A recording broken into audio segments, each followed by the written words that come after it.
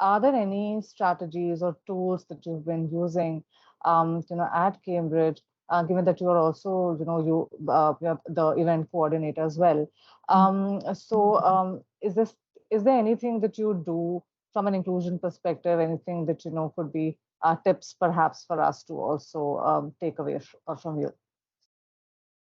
Yeah, definitely. I'd say, think of a range of examples of stuff I've done. The most important thing is intentional design. Inclusion doesn't happen accidentally. I think you've got to be really conscious of what you're doing, and that intentional design can look like different things. So one of the programs I've designed as events officers for the Gender Studies Society at Cambridge is Gender X, because I want to look at gender in intersectional way and draw on different things. So it's going to be a session where I'm going to bring in a speaker from the collaboration. So the first one we have is Gender X Counter Ableism.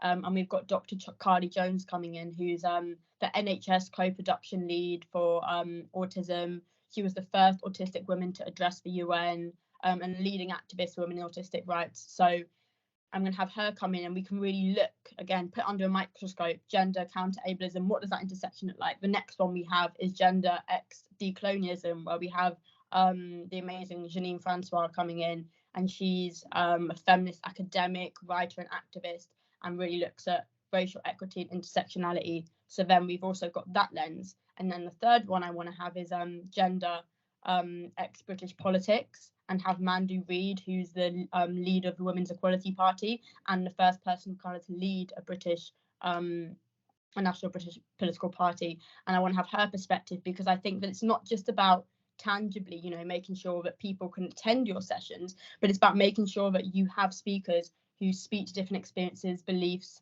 and interests. And also, again, as I mentioned before with the Cambridge Union, and I talked about how there was inequality. Well, when I became the women and non-binary officer at Cambridge Union, I said, okay, we need to design a different debate, because this clearly doesn't work for our female and non-binary students. So what I did was I had a women and non-binary only debate, and that meant that everyone who spoke identified as such, and we had speakers stand up, and students said, I've never spoken in a debate before, and I've had a membership for months, because it didn't feel like, the structure didn't work for me. I didn't feel like I could speak up. So, and that got backlash from, as I mentioned, the majority male committee, but you have to design it to make sure that it works with students and just see the problem. And some people might think it is extreme to exclude men from speaking in it, but it doesn't happen accidentally. I think it does require bold design, because you need to address a misogynistic social architecture.